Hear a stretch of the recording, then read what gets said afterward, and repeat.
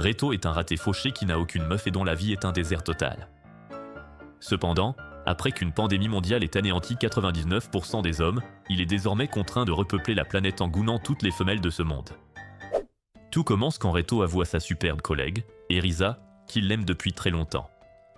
Il ajoute qu'on lui a diagnostiqué une sclérose cellulaire mortelle et qu'il faudra 5 ans pour trouver un remède, ce qui implique une cryogénisation d'ici là. Il lui dit alors qu'il l'invitera à sortir à son réveil, et elle s'énerve car cela prendra 5 ans. Plus tard cet après-midi-là, Reto arrive à l'hôpital, prêt à être plongé dans un sommeil cryogénique. Là, sa sœur au physique ingrat, Maïru, le serre dans ses bras en disant qu'il va lui manquer, tandis que son frère le rassure.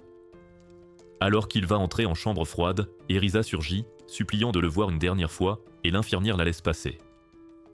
Pendant qu'elle lui fait ses adieux en larmes, il lui donne son pendentif et lui demande de le garder jusqu'à son retour. Alors que Reto s'endort, il craint d'être abandonné, mais Erisa promet de l'attendre, ce qui finit par le rassurer. 5 ans plus tard, Reito ouvre les yeux et voit une femme nommée Mira qui ressemble beaucoup à Erisa, mais en plus pulpeuse et sexy. Plus tard, en quittant l'hôpital, elle se présente comme son assistante attitrée et explique qu'un nouveau virus a décimé la population. Quand elle dit que la population mondiale a diminué de moitié en 4 ans, Reto croit qu'elle bluffe et sort de la voiture pour voir par lui-même. Bientôt, Reto est entouré de femmes et s'enfuit, se demandant pourquoi il n'a pas encore croisé un seul homme. C'est là que Mira le rattrape et lui dit que le virus ne cible que les hommes et qu'il a éradiqué presque tous les mâles de la planète. Elle explique qu'il résiste au virus grâce au traitement contre la sclérose cellulaire qu'il a reçu. Elle précise qu'il n'y a que 5 hommes immunisés dans le monde et comme il en fait partie, il est un atout précieux pour l'humanité. Pendant que Reto digère ça, une nana en manque tente de lui sauter sur le poireau, mais le garde de Mira la tase et l'assomme. Mira lui dit alors que le seul moyen de sauver l'humanité est de faire comme Johnny Saint et de se taper tout le monde. Le lendemain, Reito découvre le groupe des Femmes Unies, une organisation internationale qui travaille sur l'élaboration d'un vaccin. Mais jusqu'à présent, le vaccin n'est toujours pas au point. Cependant, ils ont trouvé une lueur d'espoir avec un jeune homme cryogénisé qui résistait au virus. On l'appelait numéro 1, et comme il y en a d'autres, ils doivent être réveillés un par un pour sauver l'humanité. Cela choque Reito, et alors qu'il assimile tout ça, Mira lui dit d'éviter de sortir en public car cela provoquerait le chaos. Elle se penche alors et le supplie de faire autant d'enfants que possible pour sauver l'espèce humaine. Reito suggère la méthode artificielle car il n'est pas chaud pour se taper 5 milliards de nanas, mais Mira dit que ça a échoué. Actuellement, numéro 1 a déjà mis une femme enceinte et le monde entier compte sur l'immunité du bébé. Reito croit encore à une grosse blague, alors Mira fait venir Maïru en espérant qu'elle le convaincra. Reito est un peu soulagé de la voir et il découvre aussi que son frère est lui aussi cryogénisé. Plus tard, il demande des nouvelles d'Erisa et Maïru lui dit qu'elle a disparu depuis 3 ans. Reito fulmine en apprenant ça et prend son téléphone pour l'appeler, mais personne ne répond. Le soir même, Mira fait son rapport à sa supérieure de l'Union des femmes et se fait gronder car elle n'a pas encore réussi à faire coucher Reito avec qui que ce soit. Alors cette nuit-là, pendant que Reito pense à Erisa dans son lit, Mira entre vêtue d'une nuisette en soie, laissant Reito stupéfait. Sans hésiter, elle dévoile son œuvre d'art naturel, essayant de se taper Reito et de le vider pour la nuit. Elle se glisse pour l'embrasser, mais quand vient le moment de lui sauter dessus, Reito se souvient d'Erisa et la repousse. Quand Mira lui demande si elle n'est pas son genre, il lui dit qu'il ne peut pas s'amuser alors que le monde s'écroule. En entendant cela, Mira s'excuse et s'en va. Mais une fois dehors, l'assistante du numéro 1, Nen, se moque d'elle parce qu'elle n'a pas pu s'envoyer en l'air avec Reito. Nen lui suggère alors de se faire sauter par son maître, Ino, mais Mira refuse, insistant sur le fait qu'elle ne veut que Reito. Plus tard cette nuit-là, Reito se souvient du pendentif qu'il a offert à Erisa avant sa cryogénisation et réalise que sa position est toujours active. Le lendemain matin, Mira passe à la vitesse supérieure et donne à Reito l'accès à une piscine de jolies filles, espérant que ça le motivera, mais ce perdant refuse toujours de choisir. Quand Mira lui dit que même les hommes encore cryogénisés sont condamnés à mourir d'ici 1 an, il réalise enfin la gravité de la situation mondiale. Il supplie alors Mira de lui donner 1 mois pour trouver Erisa, car c'est la seule personne avec qui il veut coucher. Mira accepte, mais seulement à condition qu'il passe la nuit avec une fille de son choix, car le temps presse déjà. Le lendemain matin, Ino reçoit un massage divin de 2 modèles OnlyFans, et alors qu'il en profite, Nen entre et lui dit qu'il est temps pour lui de passer à l'acte. Elle lui montre une liste de filles prêtes à y passer, alors il choisit Rena, une star de cinéma sexy taillée comme Megan Fox. Quand Rena entre dans sa chambre, il touche son visage et a du mal à croire qu'il va se retrouver au lit avec une fille aussi canon. Sans perdre de temps, Rena lui montre son œuvre d'art et il n'hésite pas à y goûter, se demandant comment elle peut être aussi douée. Après ça, il décide d'aller droit au but et de peindre son œuvre, alors il se la fait et s'assure de laisser assez de sa peinture blanche. Plus tard ce matin-là, en déjeunant, Reto adore son repas, alors Mira lui dit que c'est grâce au chef que son organisation a recruté dans le monde entier. En entendant ça, Maïru devient un peu jalouse car Reto reçoit un traitement de faveur, tandis que Reto remarque que Mira mange beaucoup. Quand il fait une remarque sur son appétit, elle répond que la nutrition est importante, le laissant se demander comment elle garde sa silhouette. Mais en remarquant la taille de sa poitrine, il comprend que c'est là que va toute la nourriture, ce qui rend Maïru encore plus jalouse et elle s'en va car elle est plate. Un peu plus tard, Mira dit à Reto qu'elle va lui assigner une infirmière et un garde du corps pour sa sécurité et qu'ils dormiront avec lui chaque nuit. Reto est troublé en apprenant ça, alors il y réfléchit en allant dans sa chambre pour se rafraîchir. En chemin, il croise Ino, qui lui dit qu'ils devraient s'entendre puisqu'ils sont parmi les rares hommes actifs au monde. Il s'avère qu'il est déjà au courant des problèmes de Reto, alors il essaie de le convaincre de passer à l'action. Pourtant, Reito s'obstine à rester chaste, alors Ino s'en va en lui disant qu'il va s'en donner à cœur joie avec tous les mannequins. Sous la douche, Reito repense aux paroles de Ino et admet que sortir avec autant de femmes a l'air sympa, mais il veut d'abord retrouver Erisa. Soudain, la lumière s'éteint, et alors qu'il essaie de sortir de la salle de bain, il finit par toucher quelque chose de mou et de spongieux. Il s'avère que c'est la poitrine d'une fille, et bien que Reito soit choquée, elle fait comme si de rien n'était et se présente comme Akane. Elle se verse ensuite une boisson chocolatée dans la bouche et la donne à Reito par un baiser, ce qui fait monter toute l'excitation en lui. Voyant cela, elle revient pour le calmer avec une gâterie, mais Reito ne tient que 2 secondes avant de tout lâcher et de s'évanouir sur elle. À son réveil, il est choqué de trouver une fille nommée Sui dans son lit, mais il se calme en réalisant qu'elle est peut-être son infirmière. Le lendemain, cependant, il se promène avec des cernes sous les yeux, car il n'a pas pu dormir avec Akane et Sui dans le même lit. Il se trouve actuellement sur l'ancien lieu de travail d'Erisa, à la recherche d'indices qui pourraient l'aider à la retrouver. Mais avant qu'il n'atteigne son bureau, un ours s'échappe de sa cage et commence à attaquer tout le monde. Alors que l'ours charge Sui, Reito réagit promptement et la sauve d'un déchiquetage certain. Mais Akane lui hurle de faire son travail. Instantanément, le regard de Sui devient vide et elle assène un coup mortel à l'ours, l'assommant sur le cou. Voir cela choque Reito, et il réalise immédiatement que Sui est son garde du corps, et non Akane, comme il le pensait. Pendant que Mira réprimande le personnel pour sa négligence, la mystérieuse fille derrière l'ours observe tout et se cache. Plus tard, Reito entre dans l'ancien bureau d'Erisa et apprend que quelqu'un s'est introduit et a volé tous ses documents de recherche. Lorsqu'il découvre qu'Erisa faisait des recherches sur le virus, il est choqué, mais une vieille photo d'eux le ramène à l'époque où le chien d'Erisa était malade. À l'époque, comme il n'y avait aucun médicament pour soigner le chien, Erisa a décidé de devenir médecin pour trouver un remède. Voyant sa détermination, Reito a décidé de devenir médecin lui aussi, afin de l'aider dans ses recherches. Se souvenant de tout cela, Reito dit à Mira qu'il lui faudra beaucoup de temps pour repeupler le monde seul et décide de trouver un remède au virus, afin que tous les hommes cryogénisés puissent se réveiller et aider à repeupler la Terre. Quelques jours plus tard, il passe à la télévision en direct et annonce son existence, ainsi que son intention de mettre au point un remède. Alors que son émission est diffusée sur tout le continent, Erisa le voit et réalise qu'il est en vie. Plus tard, dans l'après-midi, Mahiru gronde Reito pour cette émission, car désormais le monde entier a les yeux sur lui, ce qui pourrait le mettre en danger. Cependant, quand Reito lui dit qu'il l'a fait pour sauver le monde, elle lui dit d'au moins prendre un peu de repos. Après cela, elle essaie d'ouvrir le vieil ours en peluche d'Erisa, mais remarque que sa bague connectée est toujours cachée à l'intérieur. Voyant cela, Reito la prend et se précipite dans la salle de bain où il trouve un message vidéo qu'Erisa a laissé pour lui. Dans l'enregistrement, Erisa dit avoir découvert que le virus a été créé par l'homme et qu'elle ne pouvait confier les détails à personne.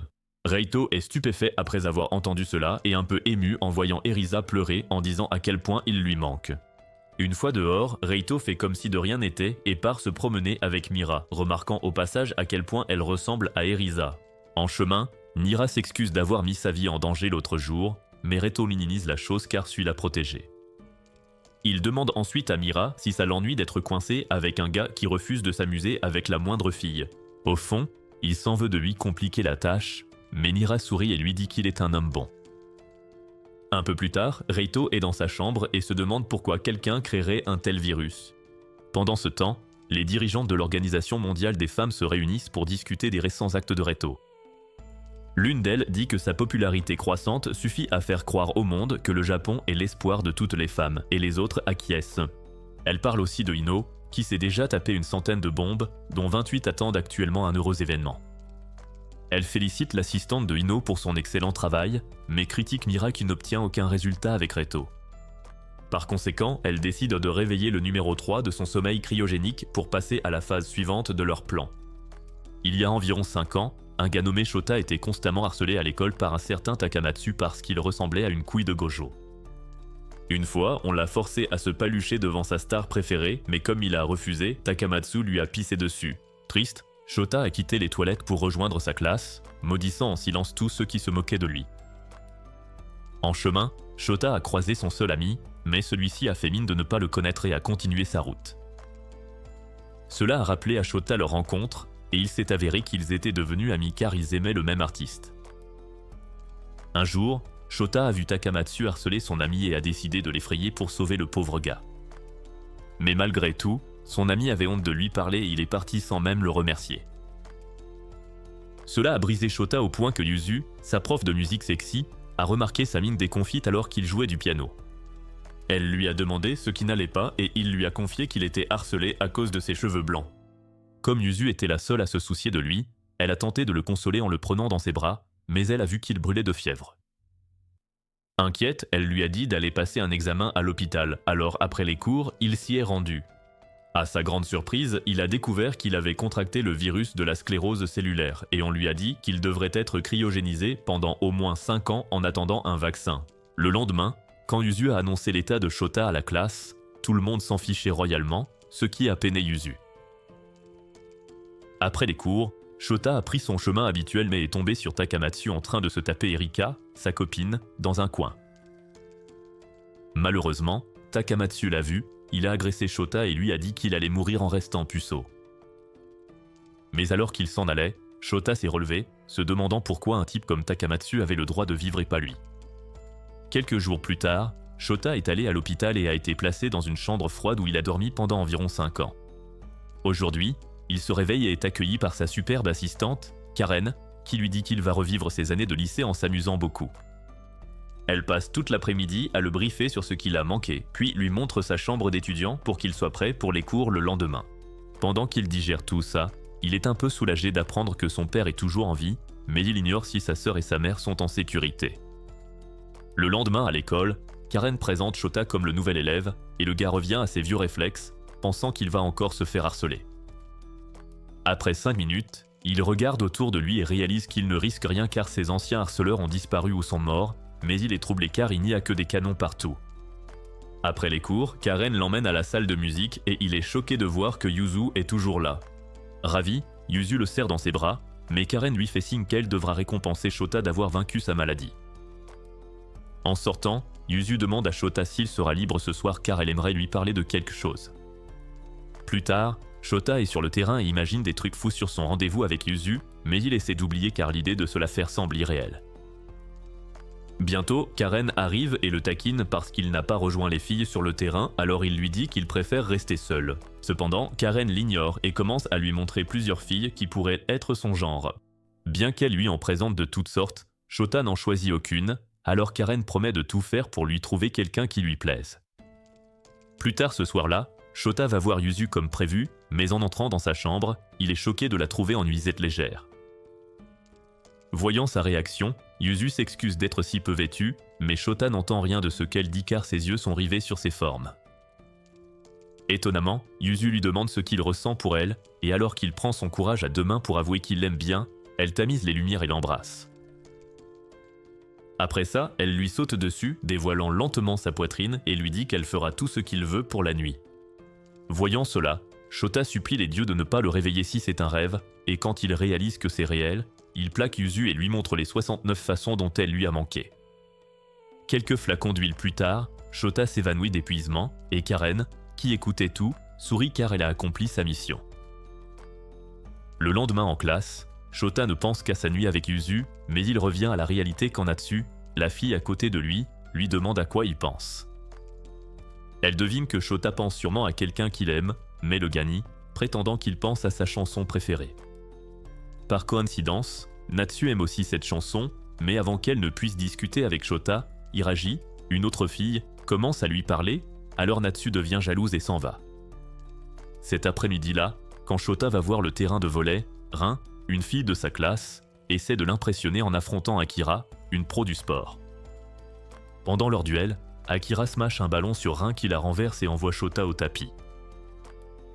Immédiatement, les autres filles entourent Shota pour vérifier s'il va bien, tandis qu'Akira tombe à genoux, le suppliant et s'excusant. Bien que Shota lui dise que c'était un accident, elle insiste pour se faire pardonner avec ses attributs mégazoniques, laissant Shota sans voix. Vers le coucher du soleil, Yuzu retrouve Shota et remarque une blessure sur sa tête, alors elle l'embrasse sur le front pour le soulager. Après ça, elle lui demande s'il a aimé la nuit dernière, et Shota lui dit que c'était le plus beau jour de sa vie, et qu'il en voudrait d'autres. Entendre ça déclenche un truc chez Yuzu et elle ne remarque même pas qu'elle commence à retirer ses vêtements. Comme Shota est maintenant un homme de goût, il n'hésite pas à boire tout son lait, et après avoir vidé le verre, il mange son gâteau sans laisser de miettes. Au fil du temps, Shota devient obsédé par Yuzu et finit par se la taper à chaque fois qu'ils se voient. Un matin, Shota se réveille avec un baiser de Yuzu, et quand il réalise qu'il n'a pas école aujourd'hui, il lui dit qu'il veut juste lézarder avec elle. Mais Yuzu ne l'entend pas ainsi et lui dit qu'elle veut plus de lait, alors Shota accepte de lui en donner jusqu'à ce qu'elle soit comblée. Le lendemain, Karen force Shota à rejoindre les filles à la piscine, prétendant que c'est juste pour faire de l'exercice. Un peu plus tard, les filles font la course, mais quand Akira voit Shota dans le bassin, elle s'excuse de lui avoir fait mal l'autre jour. Troublée par ses formes et ses courbes, Shota détourne le regard et lui dit que tout va bien. Mais avant qu'il ne s'en rende compte, Rin s'approche d'Akira et dévoile ses seins. Voir ça choque Shota, surtout qu'il n'a pas vu une telle beauté depuis longtemps, mais il reprend ses esprits quand Akira jette Rin à l'eau. Plus tard, Natsu débarque au dortoir de Shota, et quand il la laisse entrer, il apprend qu'elle va vivre avec lui pendant un moment. Choqué, Shota appelle Karen pour avoir des explications, alors Karen bafouille une excuse à propos de problèmes avec la chambre de Natsu. En entendant ça, Shota comprend direct quellement car il sait que les filles à la piscine se battaient pour savoir qui passerait la nuit avec lui. Karen l'admet et lui dit que Natsu restera une semaine, et qu'après, une autre fille viendra réchauffer son lit.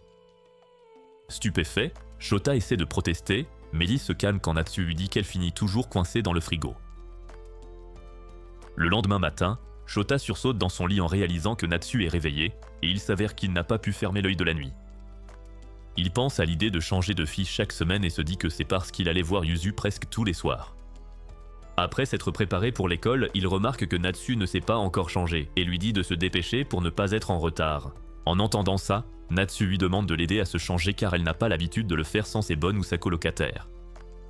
Choqué, Shota accepte de l'aider, et pendant qu'il s'y met, il se rappelle de rester concentré car le corps de Natsu est une vue tentante. Après avoir réussi à se contenir tant bien que mal, il retrouve Karen à l'école et lui raconte tout. Mais quand il a fini, Karen lui dit d'aider Natsu à se changer dans la salle de bain. Choqué, il recrache toute l'eau qu'il a dans la bouche sur le visage de Karen, qui s'en va alors se nettoyer. Plus tard cet après-midi-là, Shota est en appel avec Yuzu et lui parle de Natsu. Mais quand l'étourdie demande à passer la nuit avec Yuzu, elle refuse. En entendant ça, il pense qu'elle l'évite. Mais Yuzu prétend que non, et Shota comprend direct que c'est parce qu'il a vu d'autres filles. Étonnamment, elle lui dit de bien s'entendre avec les filles, mais quand Shota insiste sur le fait qu'il la préfère, elle lui dit que les autres lui en voudront. Après l'appel, Shota se demande si les filles l'aiment vraiment, et la nuit, il se demande si Natsu l'aime aussi. Alors qu'il peine à dormir, Natsu lui saute dessus, affirmant qu'elle ne peut dormir que si quelqu'un est avec elle. Bien que Shota soit stupéfait par cela, il l'autorise à le rejoindre dans son lit. À un moment, elle révèle qu'elle devait épouser un homme de 20 ans son aîné car son père le voulait, mais ce rêve est mort avec le virus. Au fond, elle apprécie qu'il y ait une pandémie mondiale et dit à Shota que c'est parce qu'elle peut maintenant être avec lui. Elle dit aussi à Shota qu'elle l'aime depuis le premier regard, tandis que Shota lui dit qu'il aime que le monde est tourné ainsi. Il enchaîne ensuite avec un baiser, ce qui l'amène à retirer toutes les protections de Natsu pour pouvoir goûter à son gâteau. Mais alors que toute la culture en lui devient incontrôlable, il l'enlace dans ses draps et lui donne toute l'énergie maudite accumulée. Le lendemain, l'Organisation des Femmes Unies diffuse une télé-réalité sur Reto et son parcours depuis son réveil cryogénique. 94% des femmes du monde entier le regardent, et presque toutes rêvent de passer à la casserole, mais Reito refuse. Bientôt, Mira lui dit que Mahiru passe beaucoup de temps dans les bidonvilles, ce qui pourrait poser problème si on sait qu'elle est sa sœur. En entendant cela, Reito décide de raisonner Mahiru, mais alors qu'il sort de la pièce, Mira semble préoccupée par quelque chose. Ailleurs, Shota se réveille au lit, et après avoir donné de l'eau à Natsu avec sa bouche, elle s'attriste car elle quittera sa chambre sous peu. Alors que Reito va voir Mahiru, il croise Ino en chemin et apprend que celui-ci va bientôt devenir père. Plus tard cet après-midi-là, Shota retrouve Yuzu à l'école et lui dit qu'il est triste car il ne l'a pas beaucoup vu ces derniers temps. Au fond, il s'en veut pour son histoire avec Natsu, mais alors qu'il va avouer, Yuzu lui dit de ne pas s'en faire car il appartient à toutes les filles. Curieux, Shota demande des explications, mais elle s'enfuit en pleurant. Plus tard ce jour-là, Shota voit Karen et lui dit qu'il a remarqué des choses étranges depuis son réveil de son sommeil cryogénique. Plus tôt, on lui a dit qu'il était le seul homme actif au monde, alors maintenant il demande si c'est vrai. Bien que Karen ne dise pas explicitement qu'il n'y a pas d'humains comme Ino et Reto, elle le laisse entendre. Voyant sa réaction, Shota demande si l'école est un coup monté car il pense que les femmes unies veulent des données pour combattre le virus. Il sent que toutes les filles de l'école sont utilisées pour le satisfaire contre leur gré et supplie qu'on les laisse en dehors de ça. Mais Karen l'interrompt et lui dit de la suivre en classe. Arrivée là, Karen révèle que l'école a été créée pour qu'il couche avec un maximum de filles afin de voir si sa progéniture héritera de son immunité. Elle révèle ensuite qu'aucune fille n'est forcée car elle l'aime toutes et veulent porter son enfant. Shota est choquée car cela semble incroyable, alors Karen demande aux filles de la classe de dévoiler leur plan pour prouver qu'elles ne plaisantent pas. Et à sa grande surprise, les filles font ce qu'on leur dit. Pendant ce temps, Reto s'impatiente car il n'a pas progressé dans la création d'un vaccin contre le virus. Se rappelant que Mira ne lui a donné qu'un mois pour obtenir des résultats, il commence à hésiter à respecter leur accord. En quittant le bureau, il croise une fille nommée Maria, et comme ses atouts sont à moitié exposés, elle s'enfuit, toute gênée. Une autre femme nommée Rhea observe tout depuis un coin et commence à suivre Reto. Elle le suit et chasse des filles qui veulent son autographe, affirmant que c'est un idiot qui voit les femmes comme de simples outils. Alors que Reto se demande ce qu'elle a, Mira l'appelle et lui demande de la voir en privé. Peu après, Reto fait irruption dans une réunion avec les directrices de la branche japonaise de l'Union des femmes, demandant pourquoi Mira n'est plus son assistante. Au lieu de répondre, Marie, l'une des directrices, présente Rhea et Maria à Reto comme ses nouvelles assistantes, expliquant que Maria est une bioscientifique chargée de l'aider dans ses recherches, tandis que Rhea s'occupera de ses relations publiques. En entendant cela, Mira décide de partir, ce qui pousse Reito à demander aux directrices pourquoi elle est renvoyée. L'une d'elles, Shutu, lui dit de se taper Mira s'il l'aime tant, mais Reito hurle qu'il ne le fera pas. Après la réunion, Rhea reproche à Reito le licenciement de Mira, pensant que c'est parce que Reito a refusé de coucher avec qui que ce soit. Elle décide alors de restreindre les déplacements de Reito à l'extérieur jusqu'à ce qu'il envisage de coucher avec quelqu'un, mais l'étourdie pense qu'elle est trop dure avec lui. Peu après, Rhea retrouve Mira et essaie de discuter car elles sont de vieilles amies, mais Mira insiste seulement pour qu'elle s'occupe de Reito à sa place. Entendre cela énerve Rhea car elle croit toujours que Reito voit les femmes comme des outils, mais Mira lui dit que Reito est quelqu'un de bien et s'en va. Plus tard, dans le train, Reito devient curieux de savoir où il va, alors Maria lui dit qu'ils sont en route pour la ville de Kémon pour rencontrer quelqu'un d'important dans la recherche sur le virus. Entendre cela choque Reito, et sa réaction fait que Maria renverse du jus sur elle, alors elle s'excuse pour aller se nettoyer. Pendant qu'elle y est, Reito s'excuse de l'avoir surprise, mais elle s'excuse aussi, disant qu'elle n'est pas habituée aux hommes. Mais elle devient plus bavarde quand Reito lui demande ce qu'elle sait sur le virus. Se rappelant le message d'Elisa sur le dit virus, il demande à Maria si elle pense que le virus est d'origine humaine, et elle commence à l'envisager, mentionnant que la ville de Kaimon est l'endroit où la première victime du virus est apparue. Un peu plus tard, Reito arrive à la ville de Kémon, et comme il est épuisé par le voyage, il va se baigner dans les sources thermales. Cependant, il est choqué quand les autres filles arrivent pour le rejoindre car il n'est pas sûr d'avoir assez de cette substance pour tout le monde. En conséquence, il décide de partir, mais Akane le retient, le suppliant d'aider à frotter le dos de toutes les filles et il est forcé d'accepter. D'abord, il commence par Sui, et tout se passe bien puisqu'elle est l'ambassadrice des planches à pain. Mais quand vient le tour d'Akane, la femme bizarre l'oblige à lui faire un massage, ce qui le fait rougir. Tout en réussissant à peine à se contenir, Reito procède au massage, mais au moment où il glisse par erreur quelques doigts dans son gâteau, il s'enfuit sans se retourner. Le lendemain, Reito rejoint les filles dans un hôpital pour rencontrer une femme nommée Taniguchi, dont le mari a été le premier à contracter le virus. Quand la vieille femme les voit, elle se doute qu'ils sont là pour poser des questions sur son défunt mari, mais elle refuse de partager toute info car le cadavre de son mari a servi d'expérience après sa mort. Voyant sa réaction, Reito lui demande ce qu'il doit faire pour qu'elle accepte de parler. « Prends-moi par derrière ». Pourtant, elle prétend plaisanter et demande à tout le monde de sortir. Étonnamment, elle appelle Elisa pendant la nuit pour lui dire que Reito est passé. Le lendemain, Reito revient et la supplie de lui dire ce que faisait son mari avant de mourir, mais elle refuse de parler. Au lieu de ça, elle lui conseille de devenir le roi Nessar et de se taper toutes les filles, mais Réa l'interrompt en disant qu'il n'a pas touché de femme depuis son réveil. En entendant cela, Taniguchi demande un entretien privé avec Reito où elle lui demande pourquoi il laisse passer une telle chance. Elle se demande s'il aime les hommes, mais Reito nie, insistant sur le fait qu'il ne veut que la fille qu'il aime et qu'il cherchera un remède d'ici là. Cela fait sourire la vieille dame, mais elle met fin à la conversation avec Reito pour aujourd'hui. Plus tard ce soir-là, Reito va aux sources chaudes avec Sui, mais quand Sui lui dit que des filles arrivent, il court se cacher dans un sauna. Malheureusement, une fille nommée Chloé entre et menace de crier s'il essaie de partir. Elle propose alors un marché. Si Reito ne supporte pas la chaleur du sauna, il devra faire tout ce qu'elle veut. Reito accepte et réussit à ne pas craquer, même si elle est gaulée comme Sydney Sweeney. Mais quand elle s'évanouit à cause de la chaleur, il l'emmène à l'intérieur pour vérifier qu'elle va bien. Quand elle reprend connaissance, Reito essaie de lui donner de l'eau, mais elle exige qu'il utilise sa bouche, sinon elle criera. N'ayant pas le choix, Reito s'exécute, mais avant qu'il ne puisse goûter à son gâteau, Akane entre avec Suiria, et elle pense toutes qu'il veut conclure. Furieuse, elle le laisse. Mais avant qu'il ne s'en rende compte, Chloé dévoile ses plans et lui propose de prendre du lait. Le lendemain, Taniguchi s'entretient en privé avec Mira, lui demandant si elle connaît Elisa.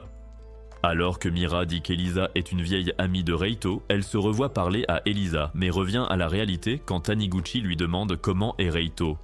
Mira dit que Reito est égoïste, car il refuse de s'accoupler, mais au fond, elle trouve impressionnant qu'il contienne ses désirs pour sauver l'humanité. Plus tard, quand Reito arrive, Taniguchi lui demande s'il aura un jour une descendance, et il répond qu'il le fera s'il n'a pas le choix. Taniguchi demande s'il renoncera à Elisa pour ça, mais il lui dit que voir d'autres filles ne changerait rien à ses sentiments pour Elisa, car il l'aime. En entendant cela, Taniguchi sourit et promet de lui parler de son mari, ce qui l'enthousiasme.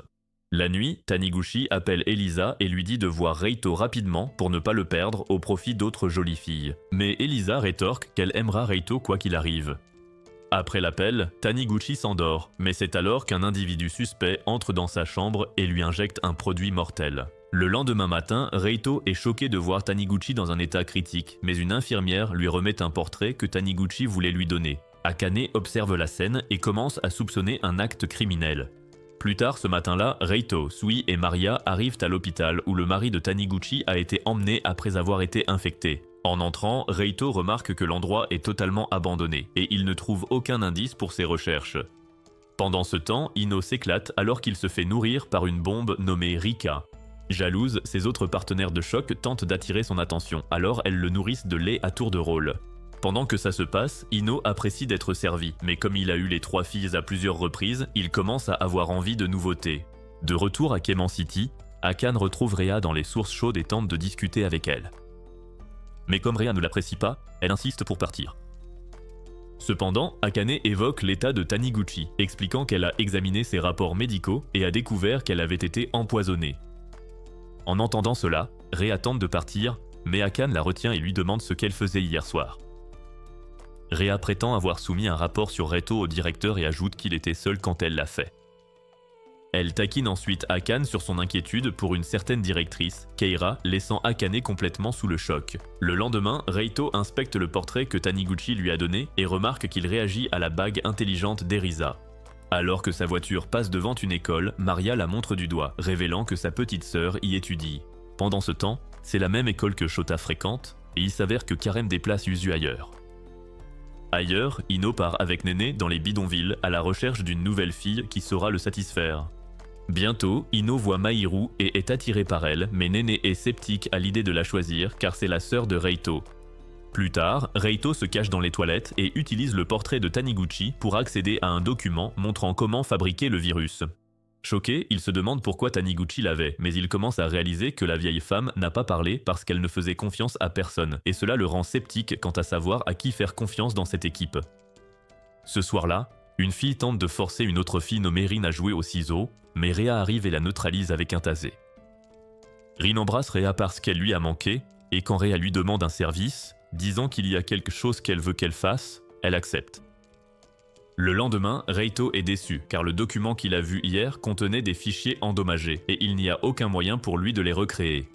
Il aimerait avoir quelqu'un d'autre pour l'aider et décide de demander à Maria pourquoi la recherche sur le virus avance si lentement. Maria dit que c'est parce que les directeurs ne la laissent pas faire et leur excuse est qu'ils doivent concentrer leur énergie sur la production alimentaire. Elle ajoute également que tous les principaux chercheurs se trouvent au siège mondial de l'Organisation des Femmes Unies en Amérique. Et il espère que certains d'entre eux pourront revenir. Bientôt, Nen arrive et parle à Reito de l'intérêt de Ino pour Mahiru, et il ne faut qu'un instant pour que Mahiru l'entende. En l'entendant, elle s'emporte, insistant sur le fait que Ino n'est pas son genre, alors Reito dit à Nen qu'il décline. En entendant cela, Nen supplie Reito de le dire lui-même à Ino. Alors quand il le fait, Ino finit par le convaincre d'organiser une rencontre avec Mahiru. Quelques minutes plus tard, Nene informe Kihara que Mahiru a refusé de s'accoupler avec Ino, mais comme Kihara est en réunion avec les autres directeurs, elle dit à Nene de gérer la situation avec Mahiru. Après cela, Kihara apprend qu'une émeute a eu lieu récemment en ville et commence à réfléchir à des moyens de résoudre le problème. Rhea, qui observe, suggère d'utiliser Reito pour distribuer de la nourriture en ville afin que les gens se calment. Les directeurs acceptent immédiatement, alors Kihara valide la décision, insistant pour qu'il renforce la sécurité autour de Reito. Pendant ce temps, Reito est dans la salle de bain avec Maria et Akane, essayant de s'en sortir sans devenir père. Bientôt, Akane va droit au but et lui demande s'il a des informations sur le virus.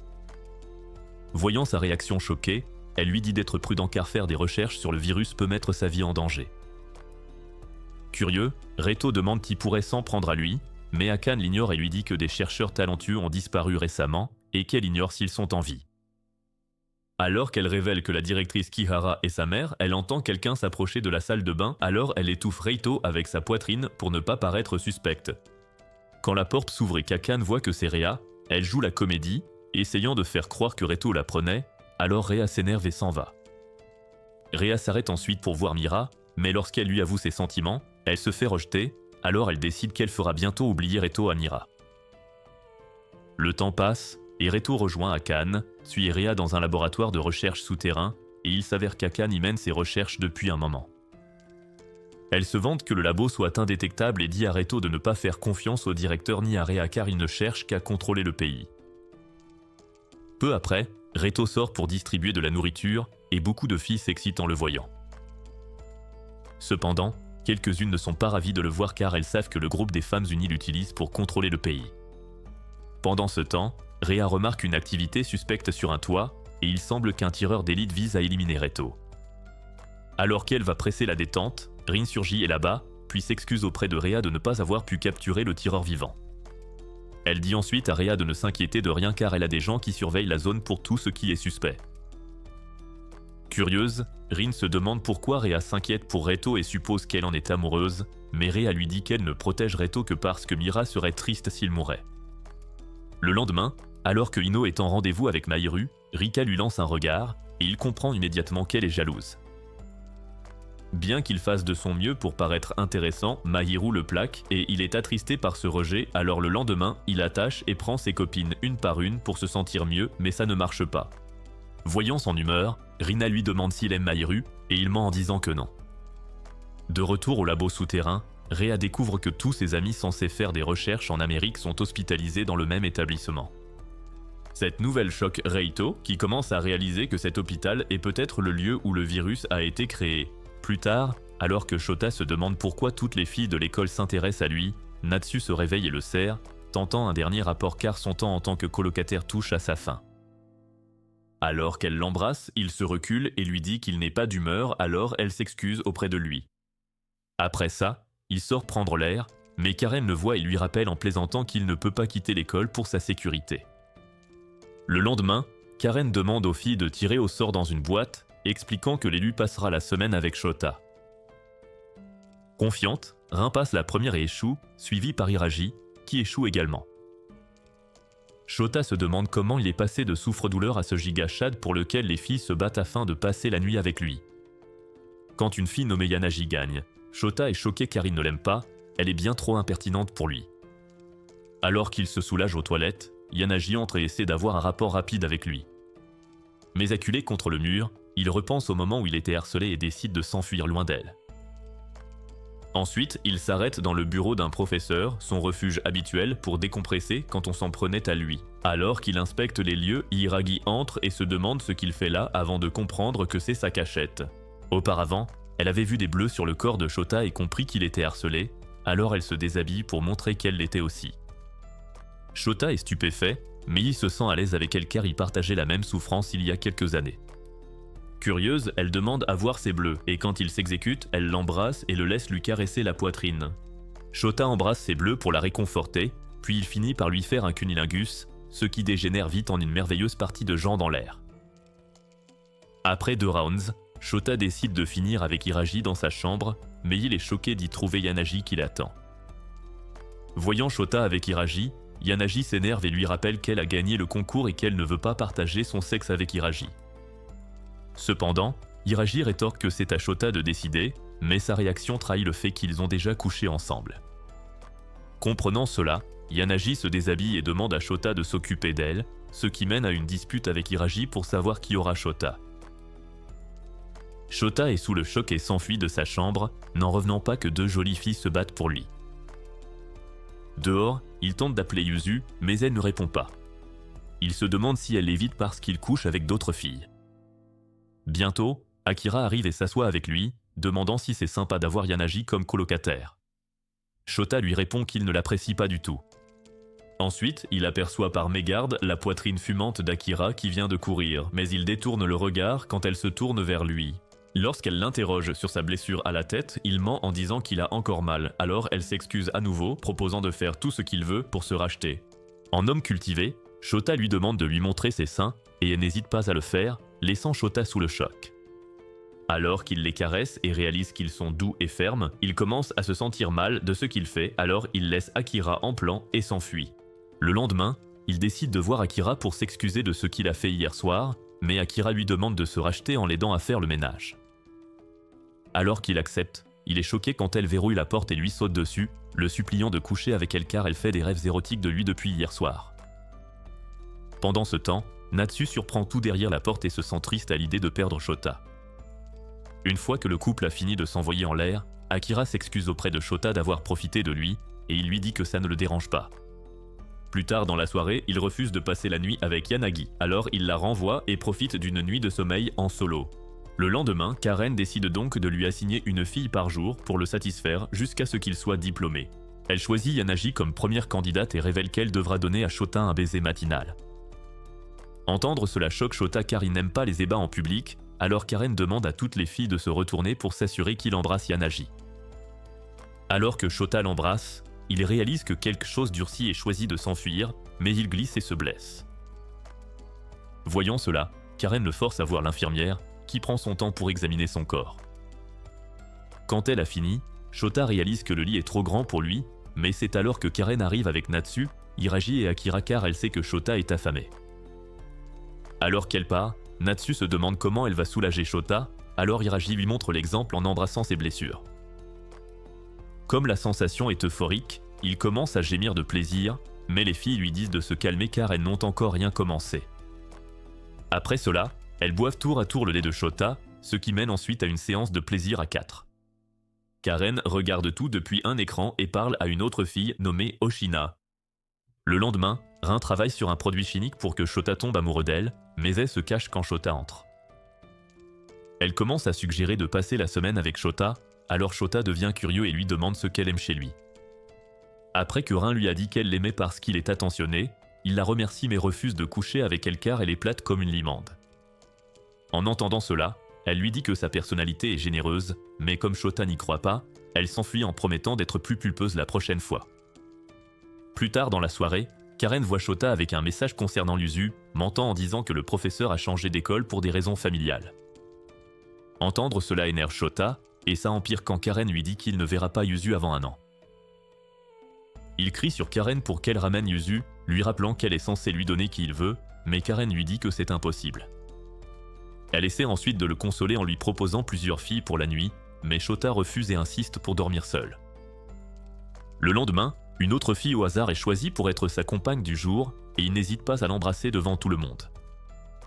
La nuit, il couche avec la même fille, mais le lendemain, il est choqué quand Karen présente Oshina comme nouvelle élève car c'était son ancienne camarade. Par le passé, comme Oshina était la fille la plus canonne du lycée, tous les mecs de sa classe voulaient être la chaise sur laquelle elle s'asseyait, ce qui agaçait Shota. Une fois, alors qu'il se faisait harceler par Takamatsu, Oshina est arrivée et a déjeuné tranquillement en regardant Shota se faire transformer en punching ball. Aujourd'hui, Shota s'en souvient à l'école, mais c'est là qu'Oshina apparaît et commence à lui demander son aide. Au début, Shota lui demande si elle a été briefée sur l'école, et quand elle répond oui, il lui dit pour plaisanter de se déshabiller. Voyant sa réaction, Shota s'en va, lui disant qu'il est hors de question qu'il l'aide après ce qu'elle a fait par le passé. Alors cet après-midi-là, Oshina rencontre Natsu et Hiraji, demandant à savoir ce que Shota aime. Mais Natsu lui fait un doigt d'honneur et lui dit qu'elle ne la considère pas comme une camarade car elle est trop vieille pour l'école. La personne suivante qu'Oshina rencontre est Akira, et elle lui réserve le même accueil avant de la planter là. En classe, Shota se demande pourquoi Oshina est de retour à l'école, alors Karen lui dit que c'est parce qu'elle veut devenir une artiste. Elle explique que comme les hommes sont rares, c'est assez dur pour Oshina d'être une artiste, mais que ce sera plus facile si Shota se la tape et l'ajoute à sa collection car alors, le groupe des femmes unies voudra travailler avec elle. Après avoir entendu ça, Shota dit qu'il n'a pas envie de se taper Oshina si elle ne veut pas de lui, alors Karen lui dit de lui donner une chance. Le lendemain, Oshina arrive en place sans jupe, et il s'avère que c'est Karen qui lui a dit de faire ça pour attirer l'attention de Shota. Le jour suivant, elle revient sans jupe ni chemise, alors Shota a pitié d'elle et l'embrasse. Après le baiser, il lui dit de le retrouver sur le toit après les cours, et elle obéit en conséquence. Mais quand elle arrive, elle réalise que Shota veut se la faire devant 3 autres nanas. Timide, elle le supplie de la prendre dans sa chambre à la place, mais quand il lui rappelle que sa carrière est en jeu, elle le laisse faire son affaire. Au bout de 2 secondes, Shota réalise qu'elle est encore vierge, et bien que ça le choque, il promet d'être doux. Après l'avoir prise, Shota se confie à Karen sur le fait que l'école est géniale, alors Karen lui dit qu'il peut aller encore plus loin s'il veut. Quand elle le taquine en disant qu'il est trop gentleman, il demande s'il peut se la faire elle à la place, et elle dit oui. Cependant, il décline poliment et lui demande d'amener une certaine nana à l'école et elle accepte. Le lendemain, Shota passe le meilleur moment de sa vie à mesurer toutes les filles de l'école et l'infirmière lui sourit car c'est l'occasion pour lui de se lâcher. Elle se penche ensuite pour préparer le lit pour qu'il se repose et alors que Shota la regarde, il déglutit car il sait qu'il ne va pas laisser passer ça. Quelques jours plus tard, Karen informe Shota que son colis est arrivé et il s'avère que c'est Erika, la petite amie de Takamatsu. Quand Erika le voit, elle est choquée et essaie de lui hurler dessus, mais Karen lui lance un regard noir et elle se tait. Alors que Karen part, Shota regarde Erika une dernière fois et repense au moment où Takamatsu lui a uriné dessus, alors il décide de verser un seau d'eau sur Erika. Ça énerve Erika, et alors qu'elle essaie de péter un câble, Shota l'attrape par le cou et lui dit qu'elle est foutue. Voyant qu'il est sérieux, elle menace de se couper la langue et de mourir, mais Shota lui dit qu'il n'a aucune envie de se la faire. Au lieu de ça, il la traîne et lui ordonne de lécher tous les bleus que son petit ami lui a fait. N'ayant pas le choix, Erika s'exécute. Et Shota laisse échapper un rire diabolique de satisfaction. Pendant ce temps, Karen appelle la directrice Marie pour lui parler de la frénésie sexuelle de Shota. Elle demande ensuite des nouvelles de Yuzu, qui est enceinte, et Marie lui dit qu'elle va bien. Elle demande à Karen de continuer à lui envoyer les filles enceintes, mais Karen veut un labo plus proche. Marie lui répond que c'est difficile car le quartier général des Femmes Unies pourrait le découvrir. Elle mentionne que ses supérieurs ont envoyé quelqu'un pour inspecter leurs affaires au Japon, et elle pense qu'ils savent qu'il existe d'autres hommes actifs en dehors de Reto. Karen suggère alors qu'il y a une taupe et soupçonne la directrice Hope, une ancienne du quartier général. Le lendemain, Shota embrasse une fille au hasard en place, ce qui rend toutes les autres filles jalouses. Plus tôt, Karen a vu que les filles étaient moins motivées, alors elle a promis des privilèges éternels à celles qui deviendraient les épouses de Shota. En entendant ça, toutes ont voulu séduire Shota, mais là, elle rage qu'une inconnue ait toute son attention. L'après-midi, Shota refuse de nager car il est fatigué, alors Hiraji, Rin et Yanagi se disputent pour le consoler. Alors que la course commence, Natsu isole Shota et commence à découper le bas de son maillot de bain. Choqué, il s'interroge, alors Natsu lui dit de se cacher dans le maillot serré d'Akira pour échapper aux autres. Plus tard, Yanagi et les autres finissent la course, mais ne voyant pas Shota, elles partent, pensant qu'il est en cours. Ensuite, Shota sort de l'eau et se retrouve avec Akira et Natsu, qui veulent qu'il les punisse pour leurs gestes. Voyant leur manège, Shota cède à ses désirs et les prend toutes les deux sous l'eau. Mais même après, Natsu en redemande, alors il la malmène et la prend jusqu'à ce qu'elle n'en puisse plus. Dès lors, de plus en plus de filles le désirent, et il enchaîne les conquêtes pour assouvir ses fantasmes. Un jour, il invite une fille dans sa chambre, et elle est choquée de voir Erika enchaînée comme un chien. Shota dit à la fille de ne pas s'inquiéter, puis il demande à Erika si Takamatsu est mort à cause du virus. Quand elle dit qu'elle l'ignore, Shota répond qu'il s'en moque qu'il soit mort ou vif, ce qui la met hors d'elle. Elle finit par exploser, demandant pourquoi il est encore énervé à propos de quelque chose qui s'est passé il y a 5 ans, alors Shota la fait taire et lui dit que l'intimidation lui semble encore datée d'hier. Il jette ensuite l'autre fille sur son lit et la prend sous les yeux d'Erika. Plus tard dans la nuit, Shota se réveille et se rend compte qu'Erika a du mal à dormir. En la regardant, il comprend qu'elle a besoin de drogue parce qu'elle est accro. Il décide de lui donner ses médicaments, mais il les pose sur sa langue et lui ordonne d'aller les chercher. Alors qu'elle rampe vers lui, désespérée, Shota la saisit et lui fait passer le cachet par un baiser avant de la lâcher. Le lendemain, Reto prend le train avec Rhea, Akane et suit vers l'hôpital où tout a commencé. Pendant ce temps, Chloé révèle son enquête à Pop, lui disant que la branche japonaise de l'United Women bloque l'accès des autres hommes au monde. La branche japonaise de l'United Women tient une réunion pour discuter d'une nouvelle responsable nommée Mansfield, du Bureau des activités de maintien de la paix. Connaissant les capacités du bureau, les directeurs se demandent si Mansfield vient au Japon pour rechercher Izanami, une organisation terroriste. Mais ils écartent cette idée, pensant que c'est pour quelque chose de plus profond. Ils apprennent que Mansfield n'est pas une simple officier militaire, mais qu'elle a été promue très vite grâce à ses talents de flatteuse et qu'il devrait éviter tout affrontement avec elle. Ils demandent ensuite à Hope de poursuivre leur plan, car ils ont l'initiative grâce au grand nombre de personnes en leur possession. Un matin, Shota choisit Hikaru, la prochaine fille qui calmera son sabre, et l'embrasse, mais elle le rejette, disant que c'est sa mauvaise période du mois. Il recule, mais Karen regarde Hikaru d'un air suspect. La nuit, Mary appelle Karen et l'informe que le messager de World Eat viendra le lendemain. Mary met fin à l'appel après avoir appris que tout se passe bien. Pendant ce temps, Hikaru joue avec son chaton dehors et reçoit un appel d'Arisa, qui s'excuse d'avoir fait tant d'efforts pour infiltrer l'école sous couverture. Elle dit ensuite à Hikaru qu'ils poursuivront leur plan dès l'arrivée du messager de World Eat. Pendant ce temps, Shota retire les seaux de Natsu dans le bain du dortoir des filles et elle note ses progrès par rapport à sa première fois où il tremblait comme une feuille. Elle l'accueille et il voit Hiraji et Akira qui l'attendent, toutes deux prêtes pour des activités extrascolaires. Là, le trio lui lave le corps et s'assure que sa longue épée dégainée est bien soignée. Hiraji, qui n'a pas participé à son fantasme de la piscine, arrive et lui demande de se rattraper pour qu'elle puisse dompter son tigre pendant que les autres attendent joyeusement leur tour. Après s'être occupé des filles, il se prélasse dans le bain chaud et Shota remarque qu'il mène la vie dont vous rêvez tous. Soudain, Yanagi les rejoint, mais Hiragi essaie de garder son maître pour elle, disant qu'elle appartient à une autre faction. Yanagi s'empresse de nier et leur raconte comment on l'appelait Ginger pendant la course de natation. En réalisant qu'ils se sont fait avoir, Shota l'ajoute à sa liste et lui donne sa grosse saucisse. Sa lèvre inférieure savoure joyeusement le goût, et elle le serre jusqu'à ce qu'elle soit sur le point de défaillir. Le lendemain, Shota réalise ses fantasmes, et il se rend compte que ses barrières envers les femmes ont volé en éclats. Pendant ce temps, Reto et son équipe visitent l'hôpital de la ville de Kémon, l'endroit d'où ils soupçonnent que provient le virus. Akane demande à Reto ce qu'il ressent pour Mira, et il bégaye bien plus que vous quand vous essayez de draguer des bondes. À en juger par sa réaction, elle en conclut qu'il est puceau et se moque de lui parce qu'il se cache derrière un masque de dur alors qu'il n'y connaît rien. Ils inspectent l'hôpital abandonné et voient un grand conduit d'aération assez large pour qu'ils puissent s'y glisser. Pendant ce temps, Pop arrive au Japon et Kura, ainsi que d'autres directeurs, l'accueillent, pensant qu'elle est Mansfield.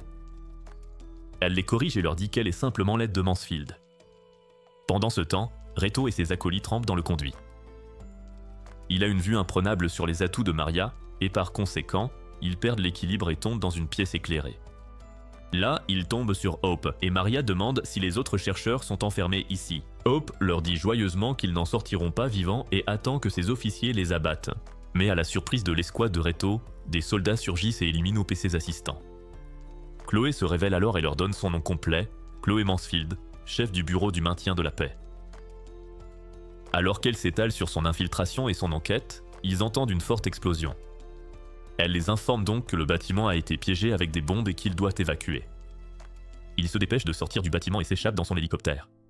Juste après leur départ, ils voient l'hôpital exploser et notent qu'ils étaient si près de découvrir la source du virus. Le lendemain, Shota saute tout le processus du tour par tour avec les filles et décide d'en prendre 4 à la fois. Il appelle cela son paradis et jure d'en profiter jusqu'à la dernière seconde.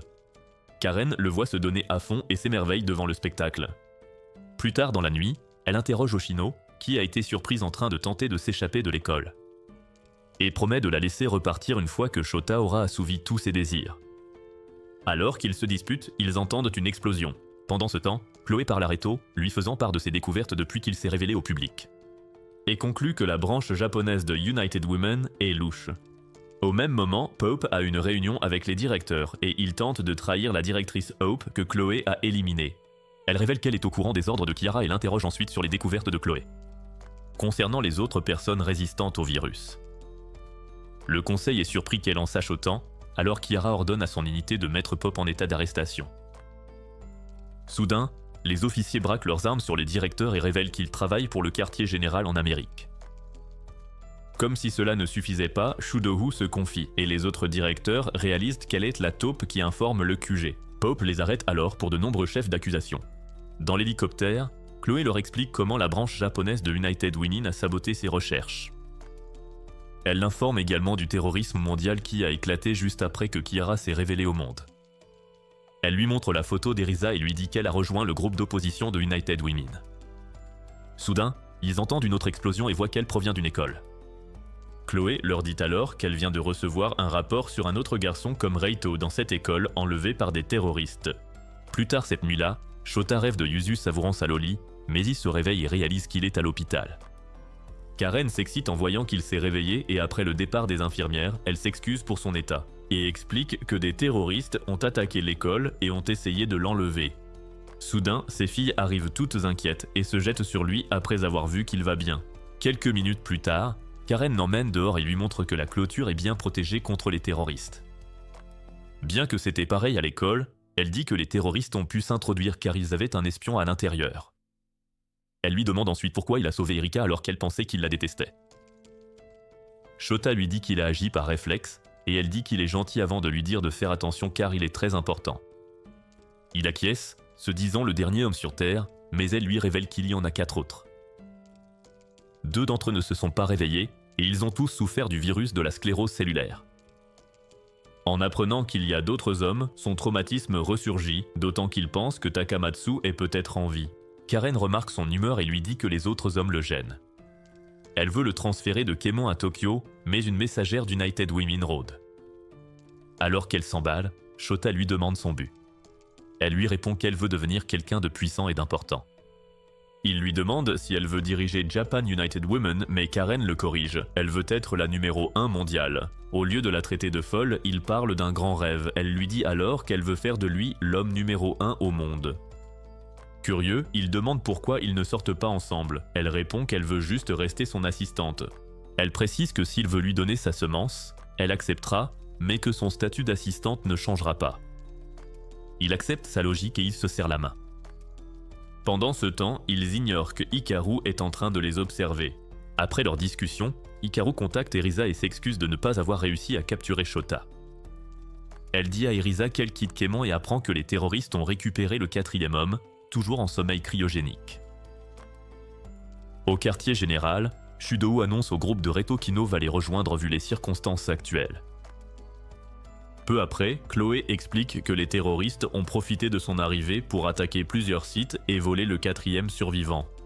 Elle pense que les terroristes ont réagi à la tyrannie de la branche japonaise. Reto a du mal à croire qu'Erisa soit une terroriste et se demande ce qu'elle fabrique. Chloé le félicite de ne pas avoir cédé à la volonté de la branche japonaise et lui promet de le protéger au siège. Plus tard, elle fait son rapport à ses supérieurs sur l'état des 4 hommes restants à leur disposition.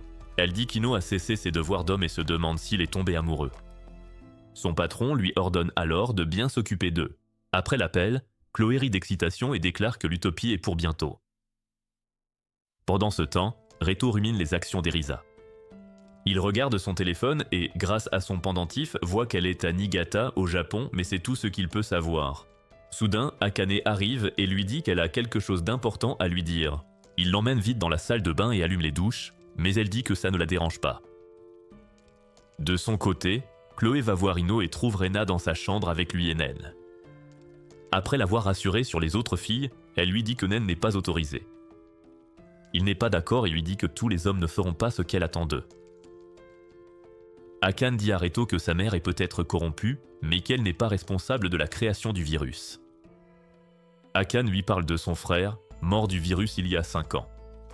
Kiara n'est pas venue à l'enterrement car elle aidait le pays face à la pandémie. Reto l'écoute calmement et lui dit qu'il parlera à Chloé pour organiser une rencontre avec Kiara. Après leur douche, Maria fait irruption dans leur chambre et les informe du direct d'Erisa. Erisa révèle que sa secte s'appelle Izanami et qu'elles ne sont pas des terroristes. Elle montre au monde le 4e homme qu'elles ont réveillé et dit que les femmes unies sont maléfiques. Elle montre des photos de débris de satellites dans une usine et explique qu'ils contenaient une forte concentration de virus, ce qui signifie que la direction actuelle des femmes unies est celle qui a propagé le virus dans le monde. Elle mentionne que l'objectif des femmes unies est de créer un monde exclusivement féminin, c'est pourquoi elles ont investi d'énormes ressources en Amérique pour créer un moyen d'accoucher en utilisant uniquement des gènes féminins. Mira se souvient qu'Erisa lui a dit quelque chose quand elle était dans un laboratoire. Actuellement, Erisa exige que les femmes unies remettent les hommes en leur possession afin que les femmes puissent produire des héritiers en masse. Elle essaie de dire plus de choses mais manque de temps, et le réseau piraté est rétabli. Reto se précipite immédiatement dans le bureau de Chloé pour exiger une explication, et elle lui demande logiquement pourquoi il est toujours en vie si l'objectif des femmes unies est d'éliminer tous les hommes. Il sort ensuite de son bureau en trombe après qu'elle lui a montré sa poitrine. Après son départ, elle fait son rapport à ses supérieurs et les assure que tout est sous contrôle. Reito retrouve ses filles et Akane, qui a déjà essayé de parler à sa mère mais n'en a tiré aucune information. Elle suggère ensuite qu'il quitte le quartier général. Ils entrent dans sa chambre pour poursuivre leur discussion mais voient 2 inconnus, dont un homme qui se présente comme étant Shota. Avant qu'il n'aille dans la chambre de Reto, Karen a utilisé la technologie de pointe des femmes unies pour faire vieillir Shota et en faire un véritable adulte, et elle l'a assuré qu'il conserverait son nouveau look pendant 30 ans. Après l'opération, il ressemblait davantage à un beau gosse et n'avait plus besoin de porter ses lunettes de ringard car sa myopie avait disparu. Elle l'a coiffé et il ressemblait à un pur produit de transformation physique. Actuellement, il fait à Reto le plus grand dab de tout l'anime. Alors que Reto est stupéfait de rencontrer un autre homme numéroté en personne, Maria est choquée de les voir ensemble car il est interdit d'entrer dans la chambre d'une personne numérotée sans permission. Mais Karen invente rapidement une excuse et il laisse passer. Elle demande ensuite à Reto ce qu'il pense de Chloé et de la terroriste. Elle et Shota regardent Reto hésiter, ne sachant pas quel camp a raison ou tort. En apprenant qu'ils étaient des survivants de l'incident, Maria se précipite pour vérifier si sa sœur, Rin, est en sécurité. Alors quand elle voit Rin, elle la serre dans ses bras tandis qu'Hiraji et les autres filles sont surprises d'apprendre qu'elles sont sœurs. Maria remercie Hiraji et les autres filles d'avoir pris soin de sa sœur, mais Rin prétend que c'est elle qui s'occupe d'elle. En entendant cela, Maria voit bien qu'elle bluffe, alors elle lui tire les joues et lui dit d'être gentille. Après cela, Rin se rappelle que Maria est maintenant l'assistante de Reto, alors elle lui demande curieusement si elle est déjà passée à la casserole. Mais la question choque Rin, et elle finit par recracher toute sa boisson sur les filles. Plus tard, dans la chambre de Shota, il demande à Karen son avis sur Reto, et elle mentionne avoir entendu dire que Reto est un grand sensible. En entendant cela, Shota lui dit qu'il trouve que Reto semble intelligent, contrairement à Ino, qui ne pense qu'à se taper un tas de nanas. Bien qu'il affiche un air nonchalant qui ferait hurler les filles sur Omegle pour avoir son contact, il aimerait bien se faire Yuzu. Mais Karen lui dit que Yuzu a été mise en sécurité après l'attaque terroriste. Elle lui dit aussi qu'elle n'a pas encore informé ses supérieurs de l'endroit où se trouve Yuzu et lui rappelle d'attendre avec impatience sa rencontre avec Chloé le lendemain. Pendant ce temps, Reto convoque Mira et quand elle arrive, il la supplie de le rejoindre dans la salle de bain.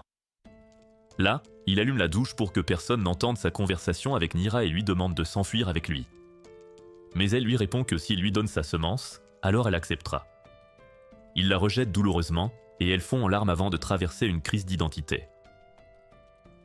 Mira lui dit qu'elle aimerait pouvoir l'accompagner, mais que ce n'est pas possible.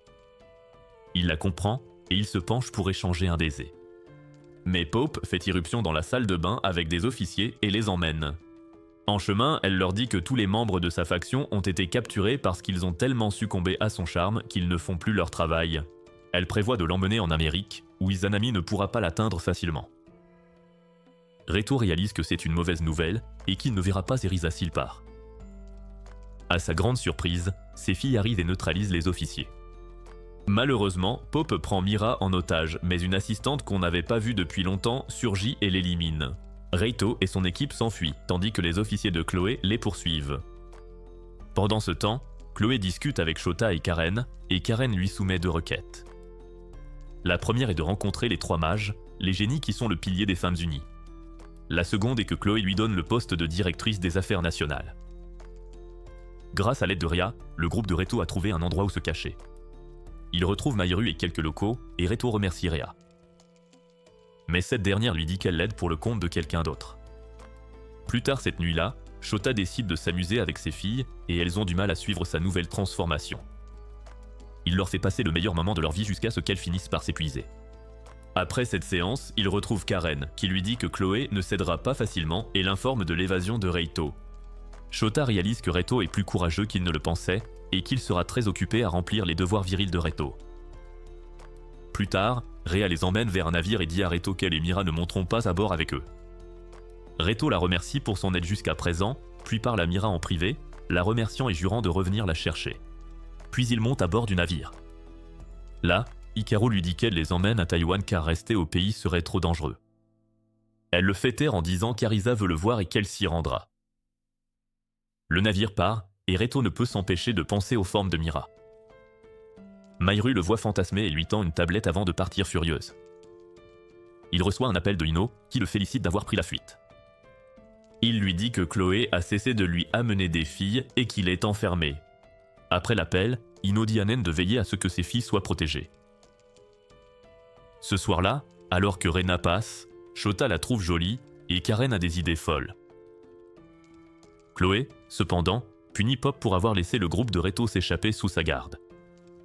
Pope lui demande alors une seconde chance et Chloé accepte en la prévenant des conséquences. Elle arrête ensuite Mira et Rea tente d'assumer toute la responsabilité. Mais Chloé compte tester la force de leur amitié. Une fois emmenée, Chloé annonce son plan d'éradiquer tous les hommes.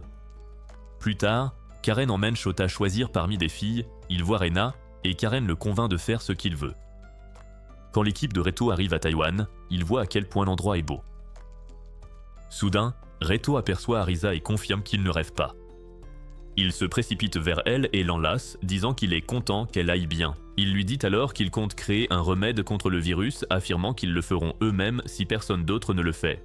Elle se rappelle instantanément à quel point il avait l'air cool en disant la même chose quand ils étaient petits, et elle accepte. C'est la fin de la vidéo d'aujourd'hui.